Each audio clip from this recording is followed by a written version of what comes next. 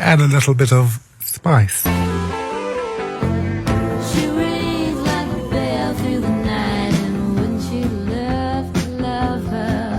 How I feel about certain design choices with little to no explanation.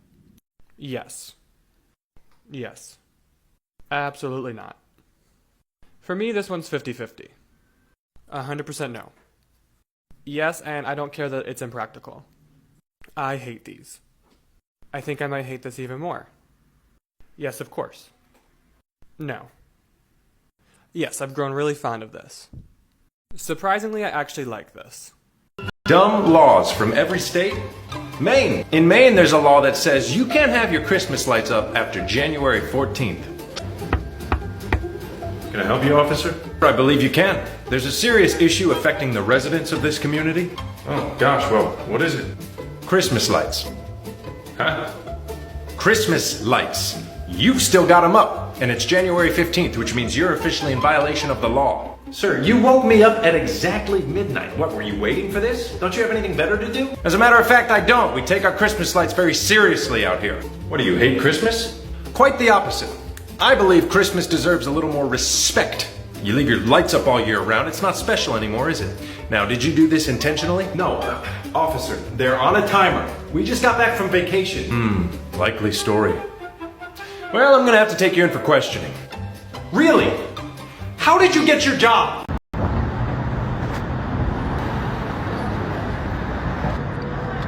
Should I move here? Your hoe will get slayed. Your hoe will get slayed. Your hoe will get slayed. What's up, Mambo Rambo? Wear that bit with all that ammo. Ride me like a camel, she get dirty. I'm tired of this, Grandpa. That's too damn bad! Have you ever wondered why barns are always painted red?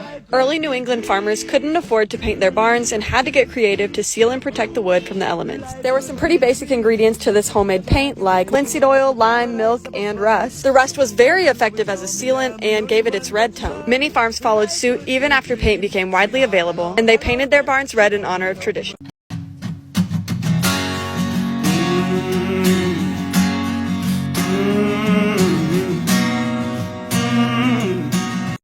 Just weather. It's like an earthquake. You have those all the time. Okay, it's just snow. I brought breakfast. Timbits? Where's Dunks? Them and their Dunks. Hawaii, how is it? It's not so bad. I'm doing it. This isn't snow. I know snow. It's gray. It's slushy. This isn't snow. Wants to go sledding! Oh, no. You guys are amateurs. Look, I'm at work, all right? I'll call you back. Welcome to Duncan. What can I... Oh, my God. Danny? Heather, what are you doing here? I haven't seen you since high school. Last I heard, you was up in the mountains in New Hampshire. I was for a while, but my mother's been sick. My father's a deadbeat, and someone's got to take care of the packy. Plus, you know what they say. You can take the Quincy out of the girl, but you can't take the Quincy out of a girl. Anyways, can I have 8 milks, 4 half and halves, and 3 shots of French vanilla? I could never forget it. You remembered my order? You are literally so sweet, Donnie. It's great to see you. Yeah, it's wicked awesome to see you too. You know, I'm here Monday through Sunday, and I take a smoke break about every 30 minutes, so I'd love to catch up. We could talk socks, pats, bees, the C's. I can even tell you about the new flavors we got coming in this season. I would literally friggin' love that, Donnie. All right, your coffee will be down the other end. It was good to see you. Where's my coffee, kid? Charlie, will you hold up? Your coffee's coming! Here we are again with another creepy Zillow listing. This one is a 6-bedroom house in Maine for $170,000. Starting off strong, this is what you see as soon as you walk through the front door. Super welcoming, right? Are we sure these aren't crime scene photos? Once you've moved into the bedrooms, it doesn't get much better. This is probably a failed attempt to shampoo more stains out of the carpet. But hey, at least it has a big backyard. Here we are again with another creepy Zillow listing. This one is a 6-bedroom house in Maine for $170,000. Starting off strong, this is what you see as soon as you walk through the front door. Super welcoming, right? Are we sure these aren't crime scene photos? Once you've moved into the bedrooms, it doesn't get much better. This is probably a failed attempt to shampoo more stains out of the carpet. But hey, at least it has a big backyard.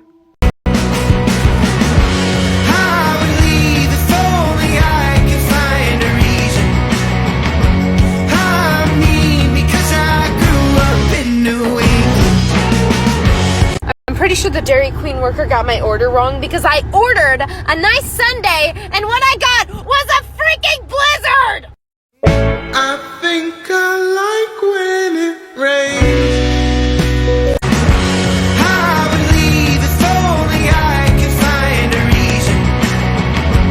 I'm mean because I grew up in New England. Here's what a typical person looks like from every state in the U.S. according to AI. We had a request from Michigan, and I was not ready for this one. He looks like a sad Santa Claus. I really want a pair of these jammies, but what makes this photo is obviously his little friend. Next up is Maine. It looks like we have a very serious fisherman. Okay, I am noticing a trend. It looks like AI likes to draw white bearded men. Here's a typical woman from Maine. Beautiful setting. She looks so sad though. Here we go, typical person from Louisiana. What are those? Coconut lemons? Okay, I'll admit, this is the second photo I got because the first photo was definitely not typical. This was the first photo. Follow for more. Most terrifyingly scary haunted locations by state. Here we go. Maine was a really tough one. Maine has a ton of great haunted places. But the reason I chose Mount Hope Cemetery in Bangor, Maine is because I actually went here myself and experienced the hauntings. If you're into hauntings and paranormal, you have to visit this place. You feel like you're in another world when you visit here. When it gets close to night and you're walking around the cemetery, you start feeling cold spots, you actually hear things, there are voices and howlings everywhere you turn. Of course, if you're a Stephen King fan, you have to come here and see all the places that were filmed in Pet Sematary. But the real reasons for the hauntings are mostly because of this guy, Al Brady, this infamous, brutal gangster. He is said to walk around the grounds every night at dark. People say that you can hear the screams of children around midnight if you stay here long enough. Would you come here at midnight and spend a few hours? Thank you guys so much for the support. Give me a like, follow, and comment. Thank you.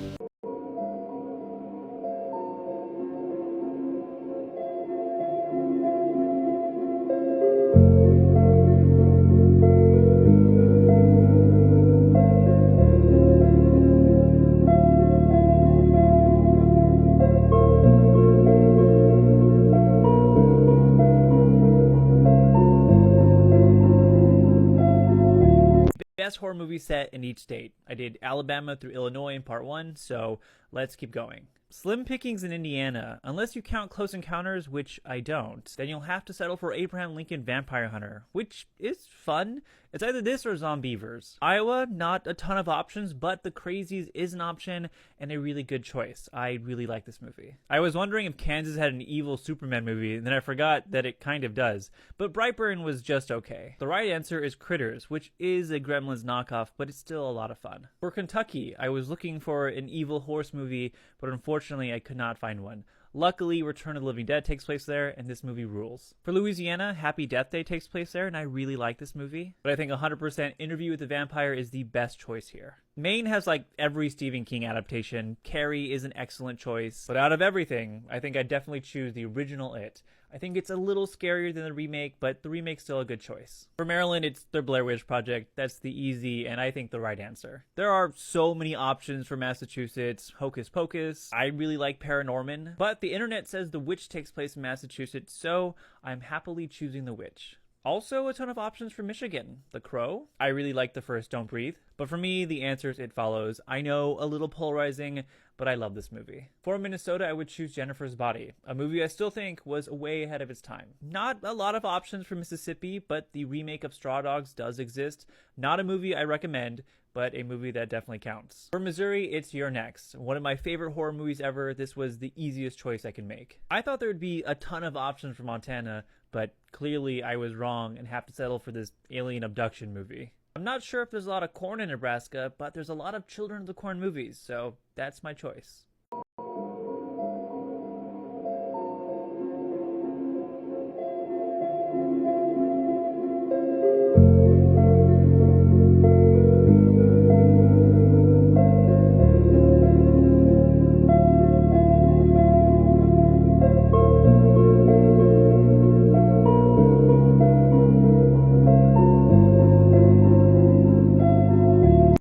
asked the other day, Ethan, why do you have so many matching flannel outfits?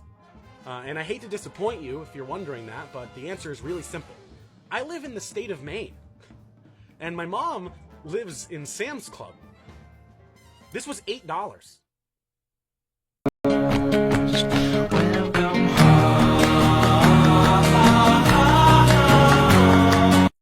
Under near constant cover of clouds and rain, there's a small town named Forks.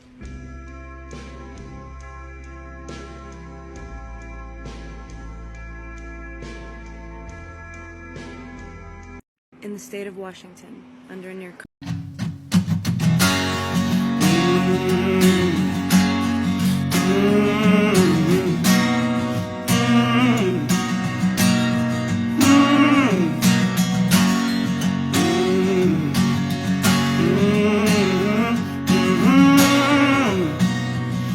Here in Maine, we host parties to welcome those who have recently moved to the state to help them find community.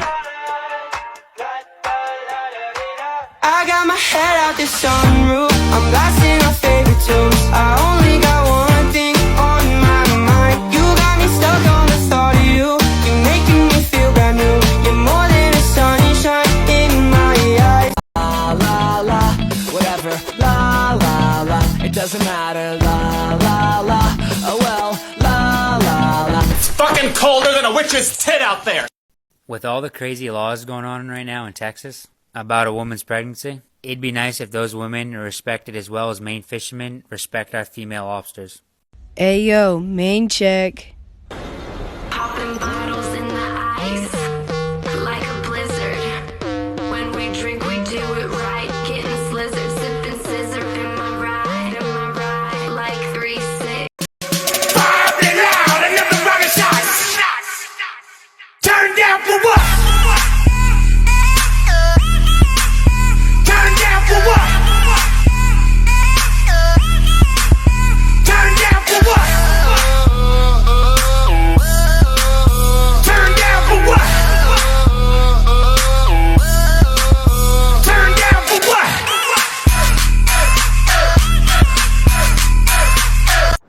I am 16 feet up in the air right now. For reference, I was just standing right about there. You're telling me all of this would be underwater right now. Maybe this cold weather isn't too bad. Maine's not bad. Maine's not bad.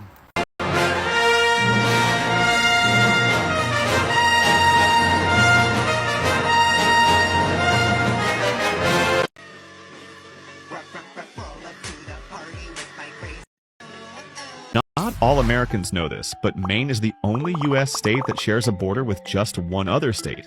It's also the most peaceful state in the United States. You see, Maine shares its longest border with Canada and is surrounded by the Atlantic Ocean to the southeast. The only U.S. state it borders is New Hampshire. In fact, for many people living here, Canada is actually closer than any other U.S. state. Maine is 90% forests, home to Acadia National Park, and the easternmost point of the U.S. is in Lubec, Maine. That means you'll see the sunrise here before anyone else in the country. It's also the coldest and biggest state in New England, produces 99% of America's wild blueberries, 80% of its lobster, and, yeah, the first naval battle of the American Revolution happened right here.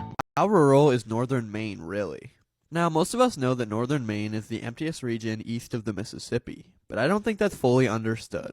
See, northern Maine, and specifically northwest Maine, is completely uninhabited along the Canadian border, with most of the land privately owned by the timber industry. There are no paved roads and no incorporated cities.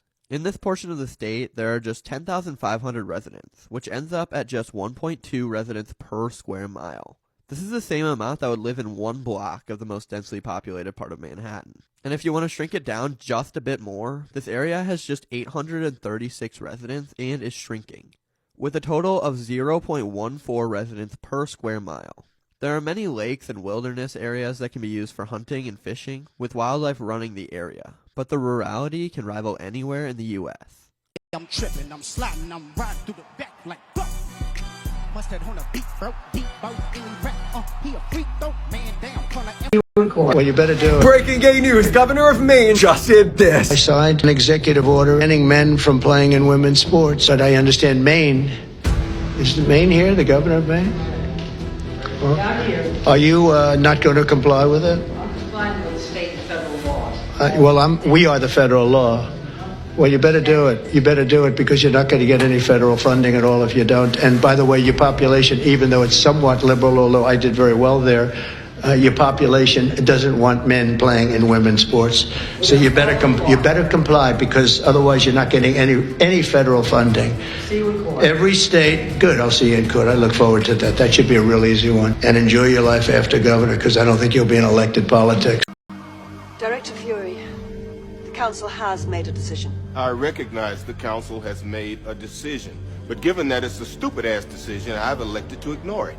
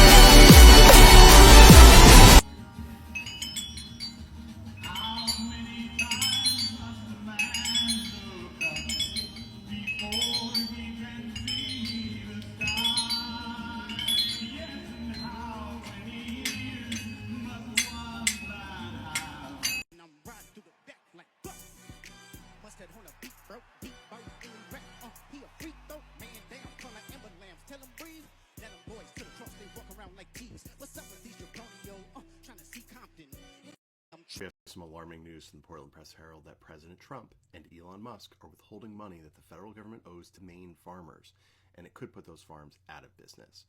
Those are Maine farms that had deals with the federal government, where the farmers have already spent the money expecting to be reimbursed. But President Trump and Elon Musk, they're now illegally withholding that money, despite being ordered by a court to pay it out. Trump owes $45,000 to one farmer from West Gardner, Maine, who told the PPH, quote, "I have a signed contract. Forget politics. Forget about changing policy.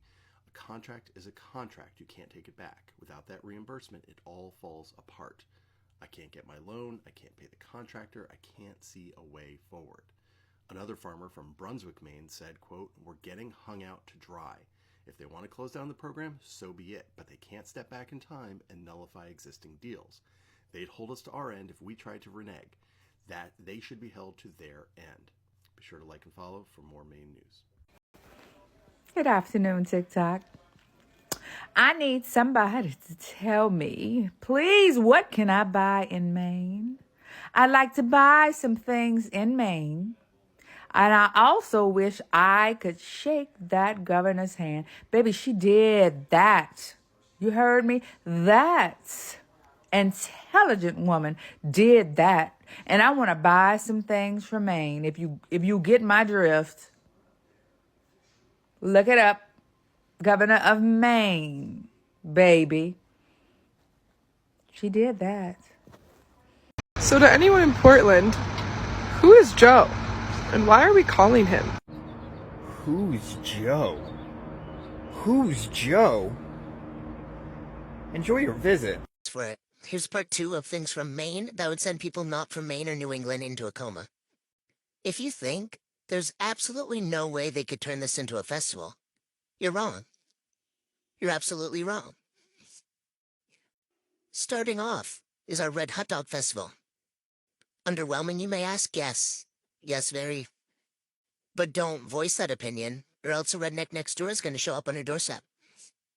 We also got our Whoopie Pie Fest. This one only comes in number 2 to the Red Hot Dog Fest because of my sleep paralysis demon over here. And Mainers pop out for this. They pop out for this. If there's anything food-related in our culture, you best believe we're taking that to the next level. And if you think there's nothing more Maine than red hot dogs and whoopie pies, you're wrong, because we also have the Moxie Festival. Like, what screams Moxie more than Darth Vader? An orange one, if you will. And don't question it. Don't question it, because when we do it big, and we do it good. And this is my absolute favorite picture from the Moxie Festival because it really just captures what Maine is as a whole. Do I need to say anything else? Okay, sticking with the go big or go home, we got Wild Blueberry Land. Yep, we do. I have gone here before, and when I tell you, it haunts my dreams. It haunts my dreams. Like, what was that? What was that? Like, I'm not kidding. This place said Stephen King and just ran with it. And just ran. I was ready for these things to come to life. Come to life. And I was about to ring up the Mystery Inc. Scooby-Doo, where you at? I'm not kidding. This place looks abandoned. I thought a bunch of little orange people were gonna come and run around me and turn me into a blueberry myself. It was traumatizing. Alright, and finally for this video, go big or go home. Go big or go home. We don't have one, but 2 Paul Bunyan statues. 2. And the second one, completely underwhelming compared to the first one. And it's from Rumford, Maine, which makes sense. Also, we don't even know if Paul Bunyan's from Maine or Minnesota. But you best believe we're claiming him as our own. Also, 10 points to anyone who can tell me who Paul Bunyan is off the top of their head. Because I don't remember and I can tell you. Why does he have a blue ox?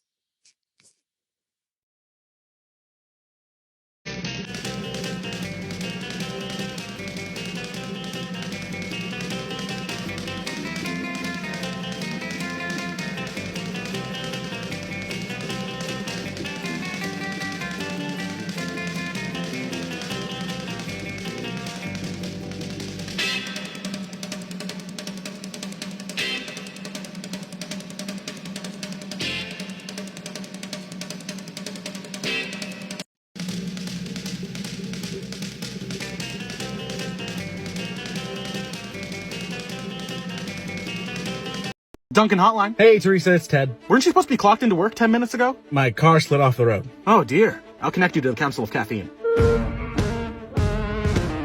Oh my god, I heard you got in an accident. I'm sorry for every bad thing I've ever said about you. I'm okay. I just lost traction and went off the road. Do you have a tow coming? Yeah, but it's gonna be a couple hours. I'll send someone over. Please don't send Mark. Too late. Hello, Theodore. No. Yes. How? I was already following you. Why? It's what I do on every lunch break. Of course it is. Late to work, I see. Yep. That's gonna look really bad on your record. Sure is. Aren't you up for a big promotion? Oh, you know I am. You're the one I'm up against. Behave, you two. He started it. No, he started it. No, I started it. That is so uncouth. Boss, Ted called you uncouth. Mark, stop trying to get Ted in trouble. Ha! Ted, Mark's better at his job than you. Oh. Now shake hands. Good boys. Now, Mark, back to the front lines. The Winter Warriors need you. And Ted? Yeah. Good luck, I guess. Top 10 most interesting catches for 2022. If you're new here, I'm a commercial lobster fisherman from Maine. I share some behind the scenes of where your seafood comes from. I fish primarily for lobsters, and in doing so, we occasionally catch some pretty cool stuff in the traps. We share those with you guys, along with what it takes to keep the population in the fishery sustainable. So, let's get into it. Number 10, we got a little bird. These things get blown offshore occasionally. We find them flying around the boat. They can't land in the water. The seagulls try to eat them. So they'll land on the boat, try to rest. When they do, we'll catch them. We bring them in, give them a ride to shore, and let them go. Number 9, we got a monkfish. We get them a few times a year. They are a mean-looking fish. This one got my finger while I was trying to give him a snack. Number 8, we got a tagged lobster. It's the first tagged lobster I've ever caught. We ended up tracking it down, calling the number that was on the tag, and it actually came from Canada. It traveled around 80 miles in the past year. Number 7, we found a Maryland blue crabber that seemed to have lost his way. We helped him out and got him pointed back in the right direction. Number 6 may look ordinary, but it's actually a lobster that is half male, half female. They're very rare. I've only heard of them being caught a few other times.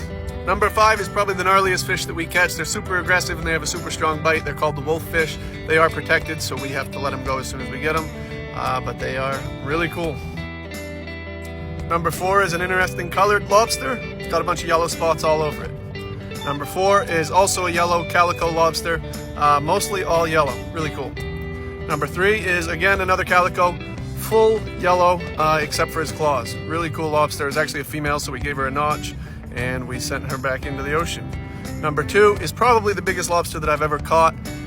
Unfortunately, it had lost its crusher claw at one point in time, so it had regrown a new one, so its crusher claw wasn't as big as it should have been, but it was still very impressive, especially if you looked at its body. We gave the old man a snack. He's probably around 100 years old, and we sent him on his way. Number 1 is a very unique colored lobster. You can see down its tail, and part of its body is split 50-50 down the middle, half white and half normal color. It was pretty cool. She also had eggs at the time, so hopefully she'll go on to make some babies with these unique colors as well. A lot of my friends along the coast had also caught this lobster, so that was pretty cool. We gave her a snack and sent her back into the ocean. Follow along for more cool catches. This is Forest Hill Cemetery in Thomaston, Maine, and it is the resting place of Abby Grant, lighthouse keeper. Born Abby Burgess in 1839, she helped her father with Matinicus Rock Lighthouse, which was his appointment. But at just the age of 16 in 1856, her father was on the mainland gathering supplies, and she was left in charge of the light. It was during this time that a nor'easter sprung up.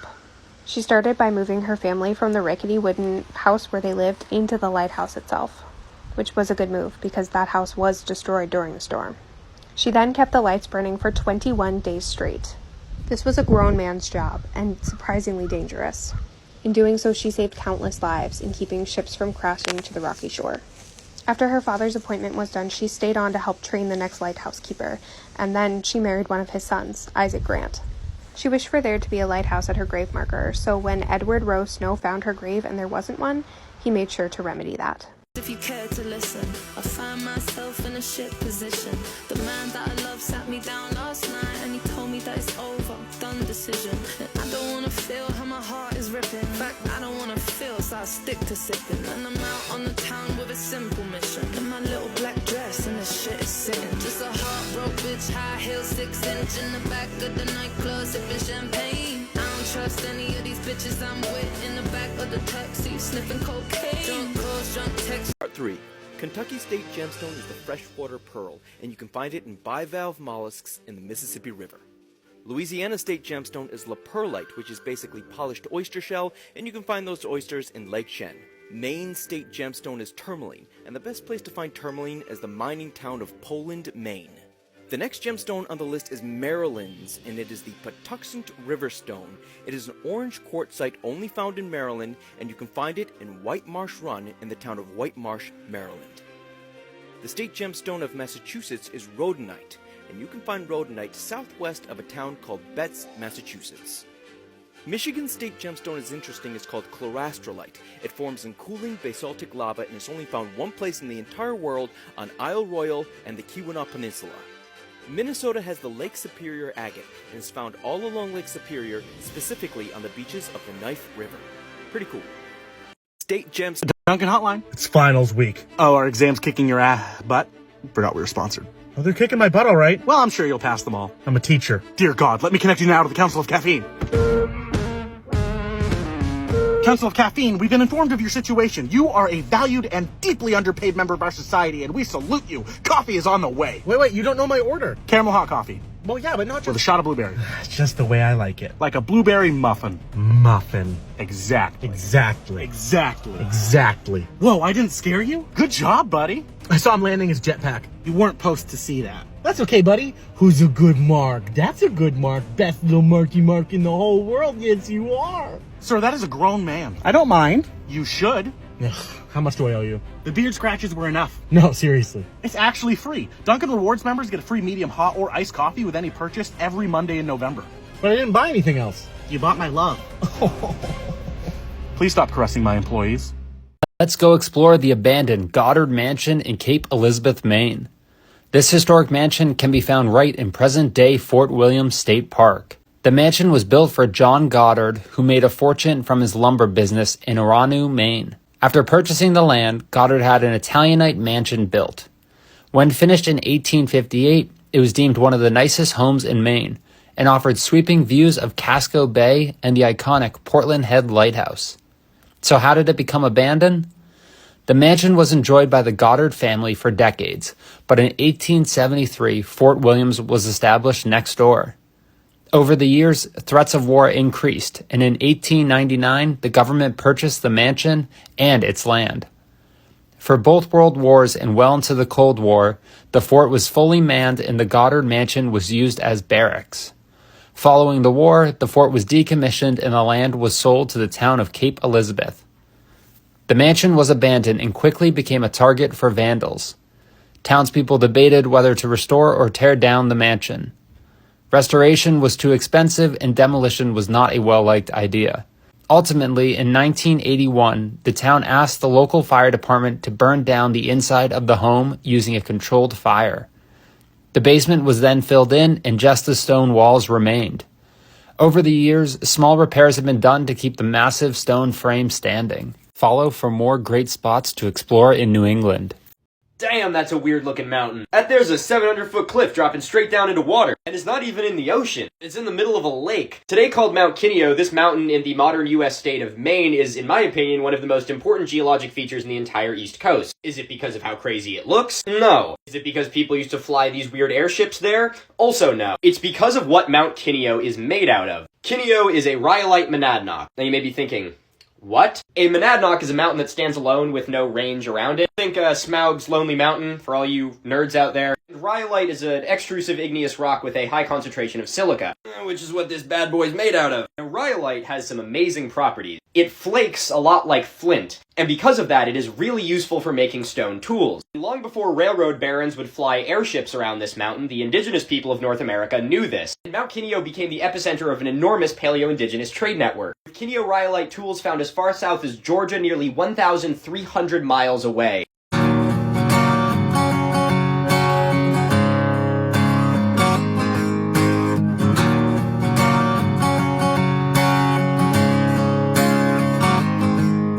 Mama always said I was born on the wild side. 1 foot in the flames and the other trying to walk the line. Can't say I never saw it coming, I can see the warning signs. Mama always said I was born on the wild side. I guess Mama was right.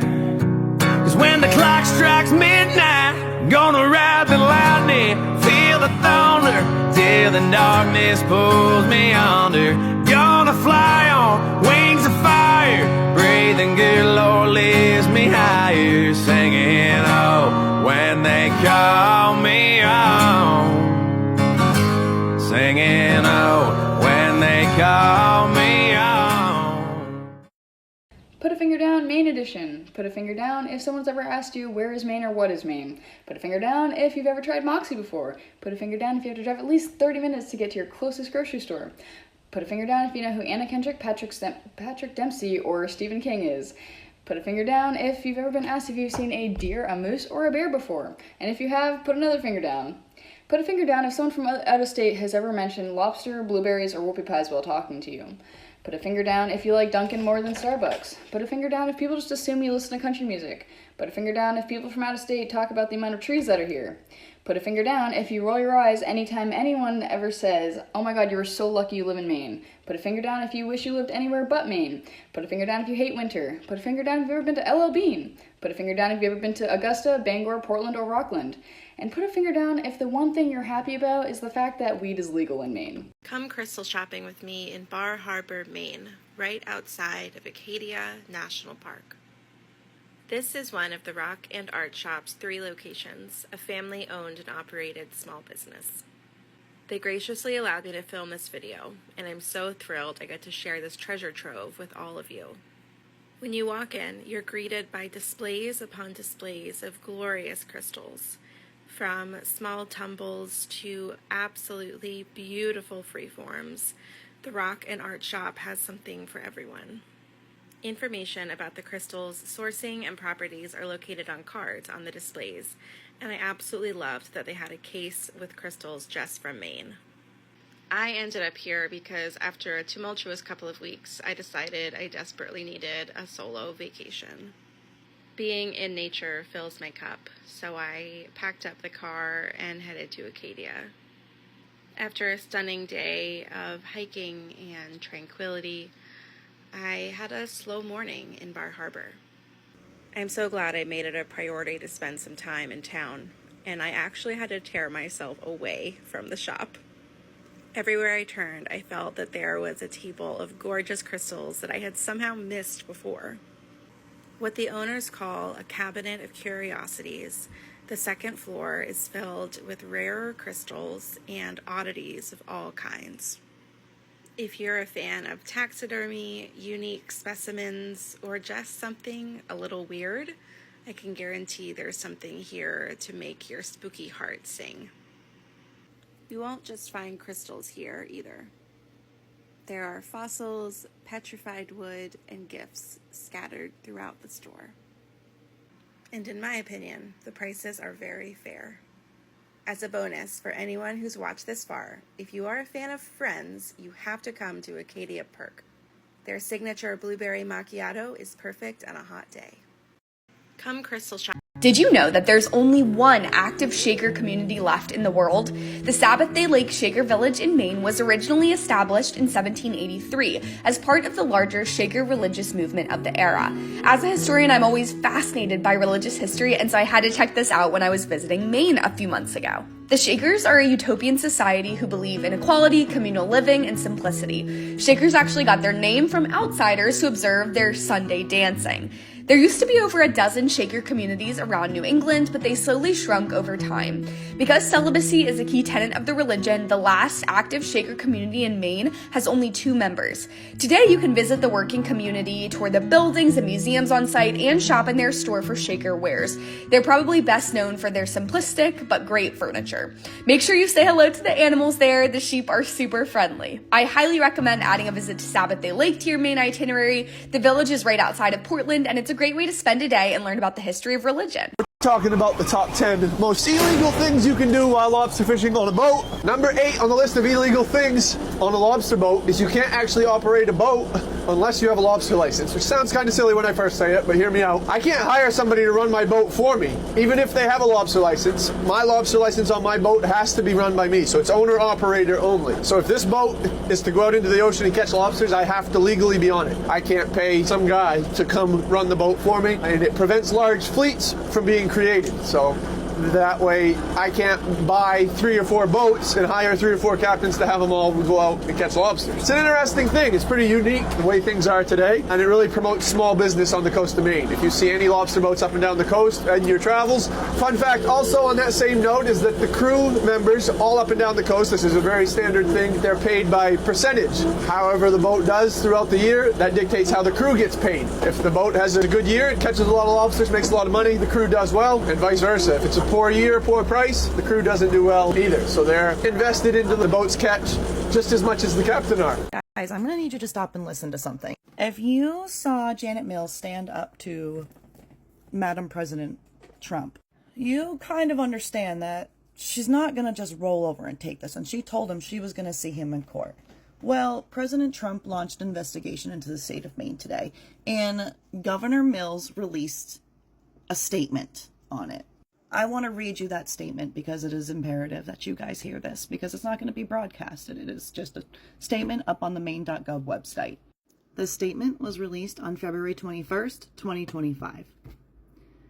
And she says, I have spent my career as a district attorney, as attorney general, and now as governor, standing up for the rule of law in Maine and America. To me, that is fundamentally what is at stake here, the rule of law in our country. No president, Republican or Democrat, can withhold federal funding authorized and appropriated by Congress and paid for by Maine taxpayers in an attempt to coerce someone into compliance with its will. It is a violation of our Constitution and of our laws, which I took an oath to uphold. Maine may be one of the first states to undergo an investigation by his administration, but we won't be the last. Today, the President of the United States has targeted one particular group on one particular issue which Maine law has addressed. But you ask yourself, who and what will he target next? And what will he do? Will it be you? Will it be because of your race or your religion? Will it be because you look different or you think differently? Where does it end? In America, the president is neither a king nor a dictator, as much as this one tries to act like it, and it is the rule of the law that prevents him from being so. I imagine that the outcome of this politically directed investigation is all but predetermined. My administration will begin work with the Attorney General to defend the interests of Maine people in the court of law. But do not be misled. This is not about who can compete on the athletic field. This is about whether a president can force compliance with his will without regard for the rule of the law that governs our nation. I believe he cannot. Give him some purrs, baby girl.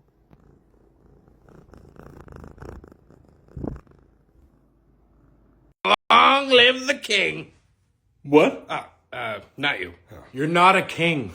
Then where'd I get this? Amazon? Yeah, Bezos and the boys just gave it to me. Super. Hey, the Four Musketeers are doing great business. Four? Executive, judicial, legislative, and Elon. Muy loco. Hey, at least I haven't started a war like Ukraine. Oh my god. By the way, did you hear about Red, White, and Blue Land? Sounds like an un-amusement park. Where you pay to play the games? But they're all rigged. Bingo. I'm done. Oh! 51st state? How about 11th province? Like Rhode Island? That's Providence. What's the difference? Do you think we could just Bugs Bunny saw our way off the continent? I wish. Oh, and before I go fist fight the governor of Maine, I know you're seeing more of it, but this is just a Roman